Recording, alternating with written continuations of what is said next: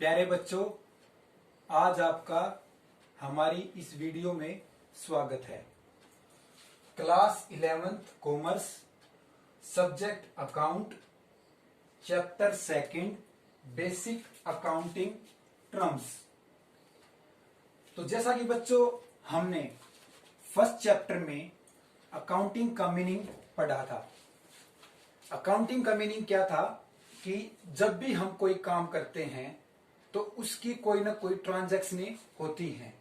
उन ट्रांजैक्शनों को रिकॉर्ड करना ही हमारा अकाउंटिंग कहलाता है। अकाउंटिंग में सबसे पहला स्टेप था हमारा रिकॉर्ड, क्लासिफिकेशन और लास्ट में उसका रिजल्ट निकालना। अब हम थोड़ा सा आगे बढ़ेंगे और अकाउंटिंग टर्म्स पढ़ेंगे।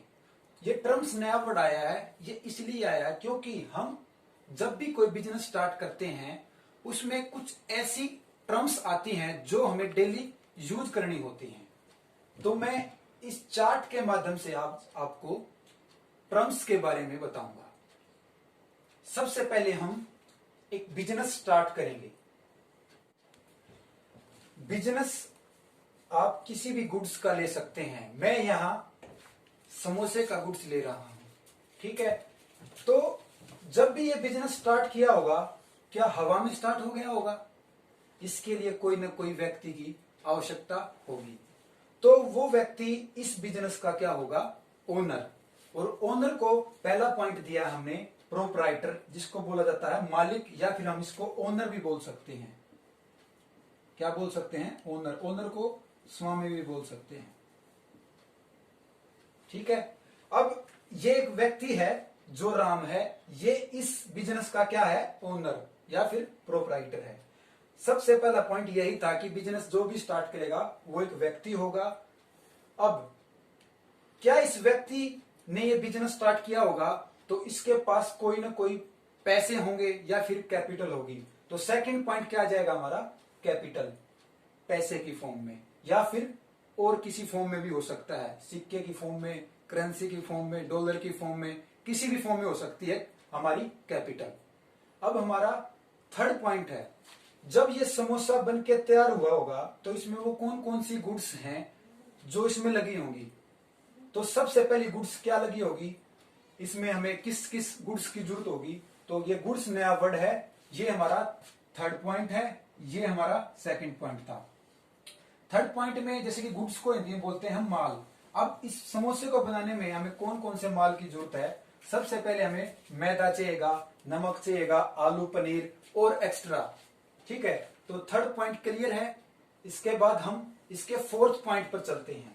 फोर्थ पॉइंट क्या है कि जब राम ने अब ये बिजनेस स्टार्ट किया था समोसे का, क्या वो अकेला समोसे बना लेगा? हो सकता है उसकी दुकान पे सेल ज्यादा हो तो वो वर्करों को रखे। अब जो वर्करों को रखेगा तो वो उन वर्करों को क्या देगा? मजदूरी, वेजेस देगा। तो वो वेजेस ही हमारा क्या है? एक्सपेंस है, ठीक है। वो क्या हमारा? वेजेस हमारी क्या है? एक्सपेंस, जो उसको वो पैसे की फॉर्म में 500 रुपए, 100 रुपए, 2000 रुपए देगा। अब फोर्थ पॉइंट पर हमारा क्लियर हो चुका है। अब हम फिफ्थ पॉइंट पर चलते हैं। राम ने जो बिजनेस स्टार्ट किया था, क्या उसने आसमान में स्टार्ट कर दिया था? नहीं, उसके लिए उसे जमीन, बिल्डिंग्स चाहिएगी। वो ही हमारा क्या है? एसेट्स। एसेट्स में क्या क्या आएगा? टीवी, कूलर, कार, जमीन, ठीक है। और एसेट्स वो चीजें होती हैं जो हमारे ऐश करने के लिए होती हैं, ठीक है, जहां हम ऐशो आराम से रह सकते हैं। 6 पॉइंट पर चलते हैं हम, डेटर। अब राम ने जो बिजनेस स्टार्ट किया था समोसे का, अब हो सकता है उसके पास पैसों की कमी रह गई हो, तो वो क्या करेगा? कुछ पैसे इन डेटर, डेटर का नाम क्या है? मोहन। मोहन से कुछ पैसे ले लेगा। तो मोहन इस बिजनेस का क्या हो जाएगा? डेटर, क्योंकि इसने राम को पैसे दिए हैं। 7th पॉइंट क्या होगा हमारा? क्रेडिटर।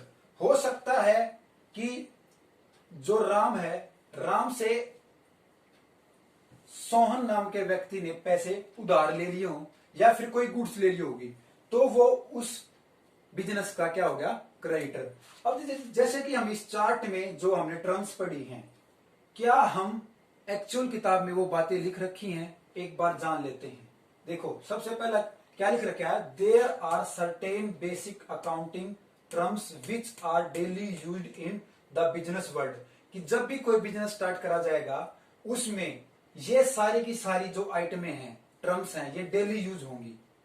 अब नीचे क्या लिख रखा है, before recording the transaction in the books, कि जब बुक्स में हमने जो ट्रांजैक्शनों को रिकॉर्ड किया था लास्ट क्लास में, अकाउंटिंग की क्लास में, उसके बाद अब क्या करना है, हमने ये बताया है कि it is essential of understand there these terms as these terms have a specific meaning. अब जैसे कि मैंने एक नॉर्मल वे में इन सभी का मीनिंग बताया, लेकिन इनका एक स्पेसिफिक मीनिंग होगा तो ही ये बिजनेस में काउंट होगी, इसलिए मैंने इसको एक हिंट के तौर पे लिखा है स्पेसिफिक मीनिंग।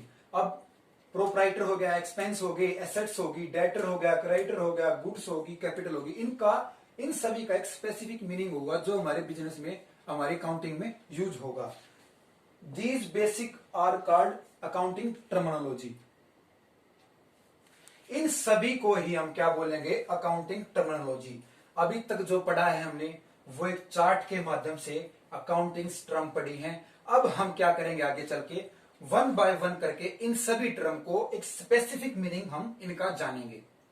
अब हम आइए क्या करेंगे, basic accounting terms one by one करके पढ़ेंगे। सबसे पहला बेसिक अकाउंटिंग टर्म्स कौन सी है, बिजनेस ट्रांजैक्शन, हिंदी में बोलते हैं व्यवसायिक लेन देन। बिजनेस जो हमने समोसे का किया था, ट्रांजैक्शन की जैसे कि अगर किसी से हमने पेन खरीदना है तो उसके बदले हमने क्या देने होंगे, पैसे, वो होगी हमारी ट्रांजैक्शन। अब हम इसका एक बार देख लेते हैं, लिख क्या रखा है, it is an economic activity of the business that change it's financial position. दो वर्ड आए हैं, इकोनॉमिक एक्टिविटी और फाइनेंशियल पोजीशन। इकोनॉमिक एक्टिविटी जैसे कि मैंने ऊपर लिख रखा है रिलेटेड टू मनी, इसका केवल रिलेशन सिर्फ मनी से होता है और किसी से नहीं होता। कई बार बिजनेस में झगड़ा हो जाता है, क्या झगड़े को रिकॉर्ड किया जाता है कि किसी ने किसी को चाटा मार दिया, उसका कोई रिकॉर्ड नहीं होता।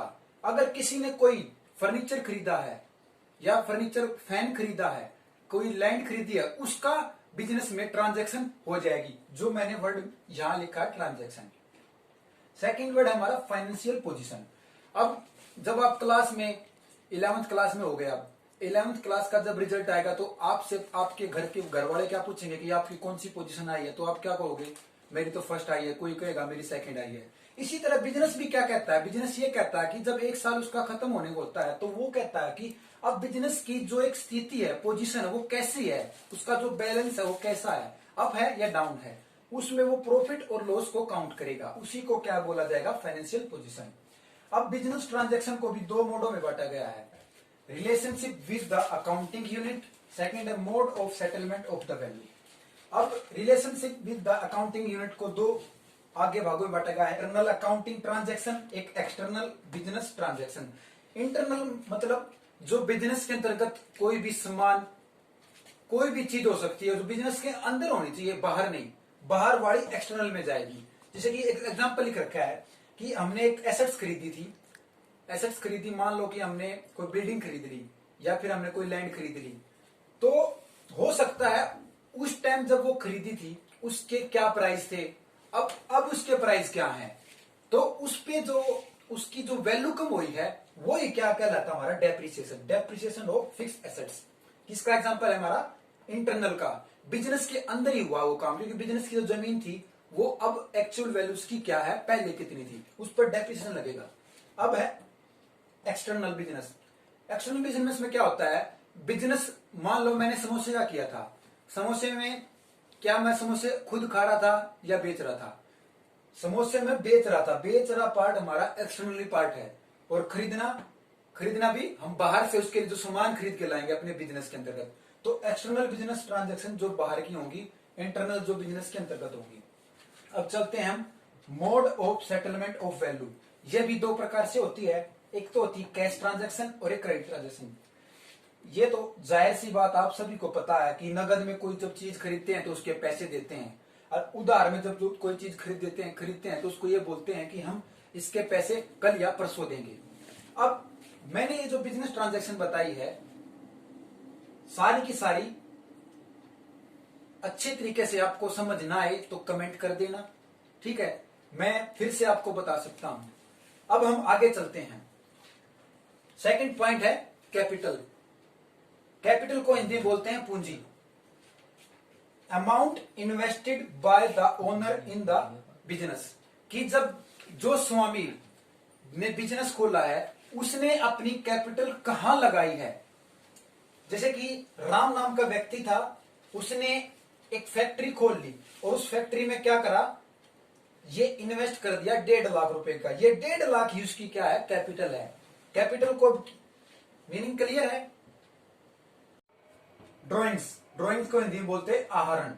एनी कैश और value of goods with draw by the owner of personal use, मतलब ऐसी कोई कैश, जिस कैश या फिर कोई उसकी वैल्यू जो बिजनेस से निकाली जाए पर्सनल यूज के लिए, उसको बोला जाता है ड्रॉइंग्स। जैसे कि इस डायग्राम के माध्यम से हम ड्राइंग को समझेंगे। ये राम है, ये सीता है और ये फैक्ट्री है। ये राम का बिजनेस है या राम की फैक्ट्री है। क्या हुआ, राम ने अपनी फैक्ट्री सुबह जाता है और शाम को वापस आता है, लेकिन एक दिन ऐसा हुआ उसकी पत्नी सीता ये बोली कि अपनी फैक्ट्री से घर के लिए आटा ले आना, ठीक है। तो वो शाम को आते हुए आटा ले आया बिजनेस से। तो क्या हुआ, वो बिजनेस में रिकॉर्ड नहीं हुआ, लेकिन वो रिकॉर्ड इसलिए नहीं हुआ क्योंकि वह अपने घर के लिए उस आटे को ला रहा है। तो वो क्या होगा, पर्सनल यूज, उसी को क्या बोला जाता है, ड्राइंग्स। मीनिंग क्लियर है, आगे चलते हैं। फोर्थ पॉइंट है हमारा लायबिलिटी। लायबिलिटी को हिंदी बोलते हैं दायित्व। मैंने एक शॉर्ट सा हिंट दिया है, एल से लोड। अगर किसी व्यक्ति के ऊपर 50 किलो 60 किलो का कट्टा रख दिया जाए और उसका कैपेसिटी है 20 किलो उठाने की, तो क्या वो उस कट्टे को उठा पाएगा? नहीं, वो ही कहेगा मेरे ऊपर ज्यादा भार आ गया है, इसको कम करो। इसी तरह क्या होता है, जब भी बिजनेस चलाया जाता है तो कई चीजें ऐसी होती हैं जो बिजनेस खरीदता है और उस पर दबाव आ जाता है, उस पर भार आ जाता है, तो उसी को क्या बोला जाता है, लायबिलिटी। एक बार देख लेते हैं, लिख क्या रखा है, the amount which the firm ओज टू आउटसाइडर। इसको क्या बोला गया है, expecting the amount owned by owner, कि जब किसी बिजनेस के स्वामी ने बाहर से, बाहर मतलब आउटसाइडर, आउटसाइडर चाहे बैंक भी हो सकता है, पर्सनल व्यक्ति भी हो सकता है, फ्रेंड भी हो सकता है, उससे क्या खरीदा है, कुछ पैसे लिए हैं उधार, तो वो उसके ऊपर अब बाहर हो गया, क्योंकि मुझे पता है कि ये कर्जा चुकाना पड़ेगा मुझे, क्योंकि वो बिजनेस का ओनर है, तो वो होगी लायबिलिटी। अब एक डायग्राम भी दे रखा है, डायग्राम है राम, ये राम बना रखा है, ये उसकी क्या है, फैक्ट्री, और ये श्याम और सन्नी। राम ने बिजनेस स्टार्ट किया, बिजनेस स्टार्ट करने के लिए उसे 2 लाख रुपए की जरूरत थी, ठीक है, लेकिन उसके पास पैसे कितने थे, 50,000। अब वो सोचा मुझे 1.5 लाख रुपए कहां से लेने होंगे, तो उसने दिमाग घुमाया कि हाँ मेरे दोस्त हैं काफी, तो क्यों ना मैं उनके पास को फोन करके पूछूं। तो उसने क्या किया, श्याम के पास फोन घुमाया, और श्याम ने जब फोन उठाया तो ये बोला राम कि भाई 1.5 लाख की मदद कर दे मेरी, मैंने बिजनेस स्टार्ट करना है। श्याम को बोला कि 1.5 लाख रुपए चाहिए मुझे, तो श्याम बोला भाई मैं तो सिर्फ 50,000 ही कर सकता हूँ, मेरे पास 50,000 की कैपेसिटी है। तो उसने फिर उसके पास कितने रुपए आगे, प्लस 50,000, कितने रुपए आगे, 50,000, लेकिन अभी भी उसको 1 लाख रुपए की कमी रहेगी। तो क्या हुआ, उसने फिर अपने एक दोस्त के पास फोन घुमाया, उसका फिर क्या फोन घुमाया, तो सन्नी ने क्या, सन्नी के पास फोन घुमाया राम ने। राम बोला कि भाई मेरी बिजनेस में मदद कर दे, मुझे 1 लाख रुपए की जरूरत है। तो सन्नी बोला क्यों भाई, बोला क्यों, तो राम बोला क्योंकि मैं बिजनेस स्टार्ट कर रहा हूं, तो उस बिजनेस के लिए 1 लाख रुपए की कमी है। तो सन्नी बोला ठीक है भाई मैं तेरी मदद कर दूंगा, लेकिन तू कब तक लौटाएगा। तो उसने कहा कि मैं ये पैसे थे 2 या फिर 3 महीने में वापस कर दूंगा। तो अब हम वापस आते हैं हमारी लायबिलिटी पर। तो क्या हुआ, राम ने इन 2 से पैसे मांगे, तो राम पर किसका कर्ज होगा, श्याम और सन्नी का, उसी को क्या बोला जाता है, लायबिलिटी। अब हम लायबिलिटी के टाइप्स पढ़ते हैं। लायबिलिटी कितने प्रकार की है, ये हम, हो सकता है लायबिलिटी 3 प्रकार की हो, किसी बुक्स में किसी में 2, तो मैं 1 बाय 1 करके सभी के बारे में बात करूंगा। सबसे पहला लॉन्ग टर्म लायबिलिटी, एक ऐसी लायबिलिटी जो लंबे समय के लिए है। मैंने लायबिलिटी में पिछले एक एग्जांपल दिया था कि सन्नी से उसने पैसे 2-3 महीने के लिए मांगे, लेकिन ये लॉन्ग टर्म लायबिलिटी नहीं हुई। हो सकता है उसने श्याम से 5 साल के लिए मांगे हो, तो वो हो सकती है क्या, लॉन्ग टर्म लायबिलिटी। एक बार इसका पढ़ लेते हैं मीनिंग क्या है। विच fall due for payment in long period, कि हिंट क्या है, normal after one more than 1 year, कि एक ऐसा साल जिसमें जो लायबिलिटी है वो 1 साल से ज्यादा के लिए है। तो जो राम था उसने श्याम से 5 साल के लिए क्या करा था, वो कर्ज लिया था। वो किस में आएगी, लॉन्ग टर्म लायबिलिटी में आएगी। एग्जाम्पल भी देखो क्या है, long term loan, long term debentures. अब इनका तो हम 1 बाय 1 करके आगे पढ़ेंगे, लेकिन क्या है ये लॉन्ग टर्म लोन का मतलब क्या है। हो सकता है जो ये श्याम था ये बैंक मैनेजर हो या फिर बैंक का कर्मचारी हो, तो उसने क्या करा, इस अपने राम नाम के दोस्त को लॉन्ग टर्म के लिए 1 लाख या 50,000 का लोन दे दिया। अब है second, current liability. Current liability का मतलब क्या है, which are to be paid in near future, मतलब एक ऐसा भविष्य है जो 1 साल आने वाले समय में 1 साल से कम का पीरियड, यानी 365 दिन में वो हमने पेमेंट कर देनी है, उसको क्या बोला जाएगा, करंट लायबिलिटी। जैसे कि पिछले एग्जांपल में पढ़ा था कि सनी ने राम को 3 महीने के लिए वो पैसा दिया था, वो हमारा किसी में आ जाएगा, करंट लायबिलिटी में। अब इसके एग्जांपल क्या क्या है, बैंक ओवरड्राफ्ट। ये बैंक ओवरड्राफ्ट क्या होता है, जब भी बिजनेस जब आप स्टार्ट करते हो, आपको पैसे की जरूरत होती है तो आप बैंक के पास भागते हो, लेकिन बैंक ये देखता है कि आपने जो अकाउंट खुलवा रखा है उसमें फिलहाल कितने पैसे हैं। मान लो कि आपके बैंक अकाउंट में 1 लाख रुपए हैं और आपको 1.5 लाख रुपए की जरूरत है, तो बैंक ये देखेगा कि अगर मैं उसको 1.5 लाख रुपए देगा, वो किसके तहत देगा, बैंक ओवरड्राफ्ट के तहत देगा, कि उसका एक ओवरड्राफ्ट यानी ड्राफ्ट बना देगा 50,000 का, टोटल 1.5 लाख हो जाएंगे। फिर है बिल पेएबल। बिल पेएबल का मतलब ये होता है जब भी किसी से कोई हमने लायबिलिटी ली है, जो भी कर्ज लिया है, उसका 1 साल के अंतर्गत उसको पे कर देना। फिर है क्रेडिटर। क्रेडिटर भी वही होते हैं लेनेदार, जब भी ओनर से किसी ने पैसे ले रखे हैं वो हमने वापस करने हैं। Outstanding expenses, short term loan. Fifth terms है हमारी एसेट्स। ए से इंट बनता है, ऐश करने के लिए आरामदायक जो चीजें हैं। अब ये बताओ आरामदायक चीजें कौन कौन सी हैं, जैसे कि हमारे लिए अपना हमारा घर है, गाड़ी है, साइकिल है, मोटरसाइकिल है, ये सारी आरामदायक चीजें होती हैं, ये सारी एसेट्स होती हैं हमारी। अगर ये सारी की सारी चीजें किसी एक व्यक्ति के पास हैं तो उसे तो किसी चीज की जरूरत नहीं, तो वो क्या करेगा, उन चीजों का यूज करके आरामदायक से अपने जीवन को बिताएगा। तो अब इसका मीनिंग देख लेते हैं।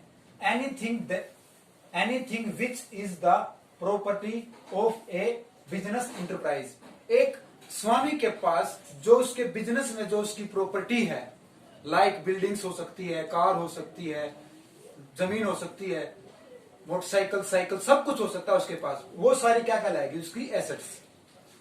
अब ये एसेट्स भी हमारी कई प्रकार से होती है। सबसे पहली एसेट्स होती है हमारी फिक्स एसेट्स, एक ऐसी एसेट्स जो बिल्कुल इधर से उधर ना जा सके, जो कंटिन्यू चलती रहे, जिसका बदला या ना किया जा सके। Those assets which are held for continuous use in the business of the purpose of producing goods or service and are not meant for resale, कि मतलब एक ऐसी संपत्ति, एक ऐसी एसेट्स जो बिजनेस को कंटिन्यू चलाती रहे, जैसे कि मशीन है। मशीन क्या बिजनेसमैन बार बार मशीनों को बदलेगा? नहीं। ट्रांसपोर्ट, क्या बिजनेसमैन ट्रांसपोर्ट को बदलेगा? नहीं। जो एक बार उसने गाड़ी ले ली, जो मशीन ले ली, वो कुछ टाइम के लिए या कुछ सालों के लिए वो उसी से काम करेगा। हो सकता है उसमें खराबी आ जाए, अगर खराबी आ गई तो उसके स्पेयर पार्ट चलाएगा, वो कंटिन्यूस अपना काम करती रहेगी। और उसका मेन उद्देश्य क्या है? गुड्स की प्रोड्यूसिंग करना, जैसे कि शूज की प्रोड्यूसिंग हो सकती है, या फिर शर्ट की, या फिर अब हमने एग्जाम्पल लिया था कि समोसे की। तो क्या एक दिन समोसा बना के रह जाएगा? नहीं, वो डेली समोसे बनाएगा। अब एक वर्ड का था यहाँ, are not meant by resale, कि उसकी जो सेल है वो दोबारा से नहीं हो सकती। इसका मतलब ये है। एग्जाम्पल देखो क्या क्या है, land, building, computer, car, furniture etcetera, और भी हो सकते हैं एसेट्स में। अब ये तो फिक्स एसेट्स थी जो बिजनेस में कंटिन्यूस होगी। अब है करंट एसेट्स, एक ऐसी एसेट्स जो कुछ टाइम पीरियड बाद चेंज करनी पड़ सकती है, जैसे कि 1 साल से कम पीरियड की हो सकती है एसेट्स। वो those assets which are meant for sale or which the management would want to convert into cash within 1 year। एक ऐसी एसेट्स जिसमें जो बिजनेसमैन है वो अपनी एसेट्स को 1 साल में, जो उसने एसेट्स खरीदी थी उसका वो 1 साल में पैसे वापस रिटर्न कर ले, वो हमारी करंट एसेट्स कहलाएगी। ठीक है, इसके एग्जांपल क्या है? स्टॉक, डेटर, बिल रिसीवेबल और प्रीपेड एक्सपेंसेस। एग्जांपल लिया स्टॉक का, जैसे कि मैंने एक बिजनेस स्टार्ट किया शूज का, तो मैंने बिजनेस स्टार्ट किया तो मैंने 1000 शूज बना रखे थे। तो क्या मैं चाहूंगा कि मेरा 1 साल तक एक के 1000 शूज रहे? नहीं, ऐसा नहीं चाहूंगा। मैं सब चाहूंगा जो मेरा स्टॉक है पहले से कम रहे। तो 1 साल के अंतर्गत मैं जितना वो स्टॉक कम करूंगा, और उसको कम करूंगा तो जाहिर सी बात है बिकेगा, और बिकेगा तो पैसे आएंगे। तो यही बात लिख रखा है ना कि कैश विद इन 1 ईयर, कि 1 साल के अंतर्गत जितना कैश आएगा वो हमारी क्या है? करंट एसेट्स कहलाएंगे। अब करंट एसेट्स के बाद है टेंजिबल एसेट्स और फिर है इंटेंजिबल एसेट्स। टेंजिबल एसेट्स वो होती हैं जिनको हम टच कर सकते हैं, महसूस कर सकते हैं। हिंदी में बोलते हैं इसको मूर्त संपत्तियां। क्या बोलते हैं? मूर्त, जिसको देखा और छुआ जा सके, उसे बोलते हैं टेंजिबल एसेट्स। अब इसका मीनिंग देखते हैं। Assets which can be seen, touch, in which have a physical existence. मतलब जिसको हम महसूस कर सकते हैं, छू सकते हैं, देख सकते हैं, वो सारी हमारी कौन सी हैं? टेंजिबल एसेट्स, मूर्त संपत्तियां। एग्जांपल क्या है? क्या भूमि को देख सके, महसूस कर सकते हैं ये भूमि है। बिल्डिंग को देख सकते हैं, महसूस कर सकते हैं।